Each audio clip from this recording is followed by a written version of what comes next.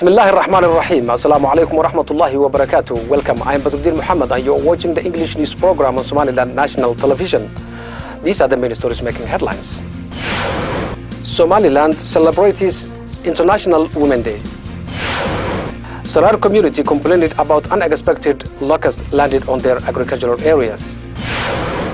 Russia welcomes Crimea referendum in favor of secession.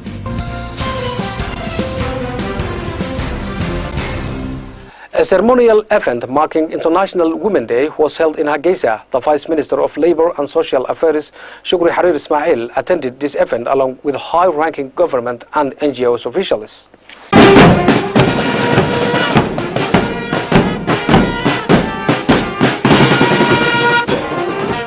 A ceremonial event marking the International Women's Day was held in all across Somaliland. In a similar event which was held in Hargeisa was participated by the Vice Minister of Labour and Social Affairs, Shukri Harir Ismail, State Ministers of Presidency and Education and Higher Studies. The Vice Minister of Labour and Social Affairs, who firstly spoke at the event, discussed the vital part that the current government gave women and the results of a rapid social and economic development. She elaborated that the government prioritized mother health, and you can observe, she said, the mother care posts in all across country.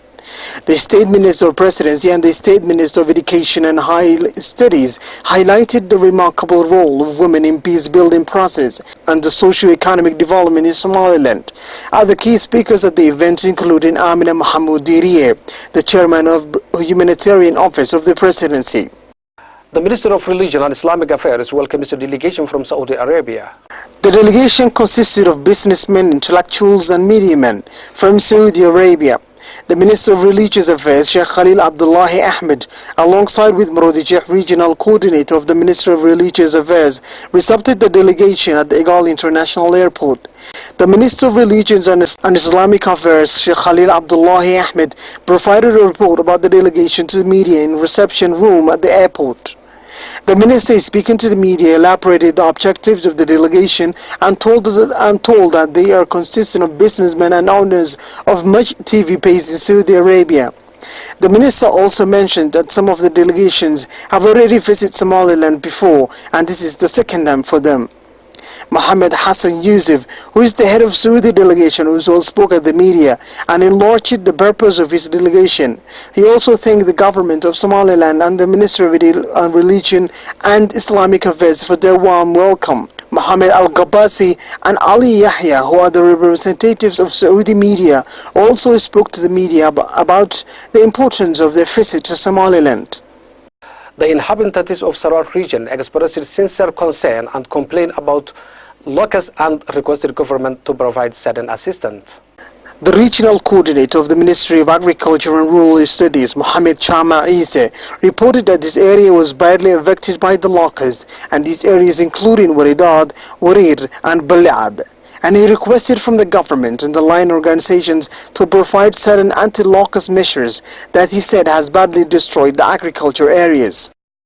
Somaliland Women Organization, known as NOW, provided humanitarian assistance to people affected by insanity that are treated in Berbera and Hargeisa mental hospitals. Somaliland Women Organization, known as NOW, delivered humanitarian assistance to the people affected by insanity, whom are treated in Hargeisa and Berbera mental hospitals.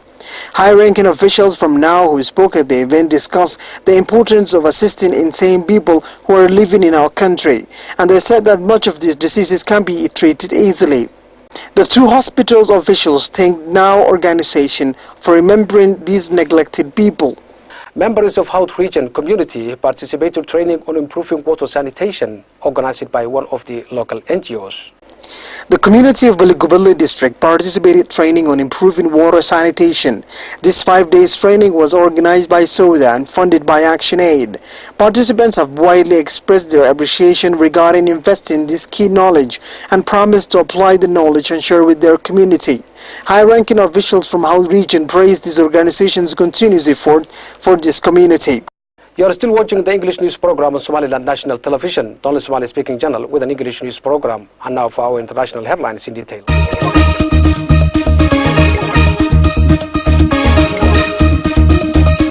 Malaysia Airlines flight pursued crashed Nepal officials tell Vietnamese state media. Rescue teams have been sent to assumed crash site based on flight path.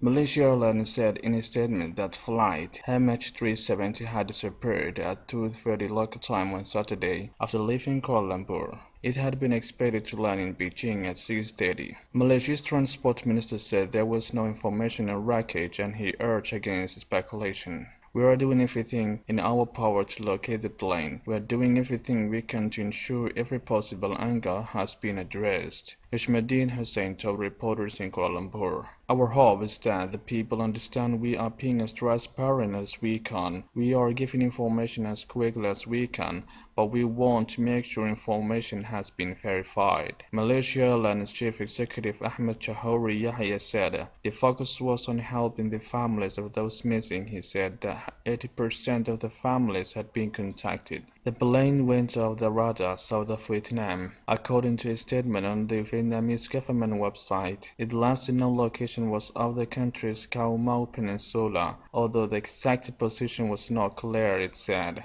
The Boeing 777-200 aircraft was carrying 227 passengers, including 2 children and 12 crew members. Russia welcomes Crimea referendum in favor of secession. Russia has declared its support for Ukraine's breakaway movement in Crimea, with its parliament welcoming a delegation from the Autonomous Republic to Moscow and packing its vote to secede from Ukraine. The developments come even as the Russian government says that despite deep differences with the West on the crisis, it hopes common ground will be found to avoid a new Cold War. Valentina Matviyenko, Speaker of Russia's upper house of the parliament, assured Vladimir Konstantinov, Crimean parliament speaker, on Friday that the region would be welcome as an absolutely equal subject of the Russian Federation if a referendum on March 16 was in favor of the move. The Speaker of the Russian lower house, Sergei, echoed Matviyenko's remarks. He will respect the historic choice of the people of Crimea, he said. Konstantinov met top politicians in Moscow before joining a rally in Red Square, which was attended by an estimated 65,000 people, many of whom waved Russian flags and chanted "Crimea is Russia." Matviyenko's statement came after Arseniy Yatsenyuk, Ukraine's prime minister, said his country was ready for talks with Russia, but on the condition that the Kremlin withdraw troops from Crimea and agree to stop supporting separatists and terrorists. We have declared our readiness to hold talks with the Russian government, Yatsenyuk said, listing a number of conditions including withdrawing troops and halting support for the separatists and terrorists in Crimea. But there seems to be little hope of those conditions being met. Russia's foreign ministry on Friday accused the EU, one of Yatsenyuk's primary partners, of taking an extremely unconstructive position by threatening sanctions. The Russian President Vladimir Putin also said that he had many differences of opinion on Crimea with Barack Obama after a phone call with his US counterpart. Kiev faced further pressure after the Russian gas company Gazprom has said it was considering cutting supplies to Ukraine after it failed to pay its January bill. That's the end of our news. Thank you for watching. Until next time, fi amanillah.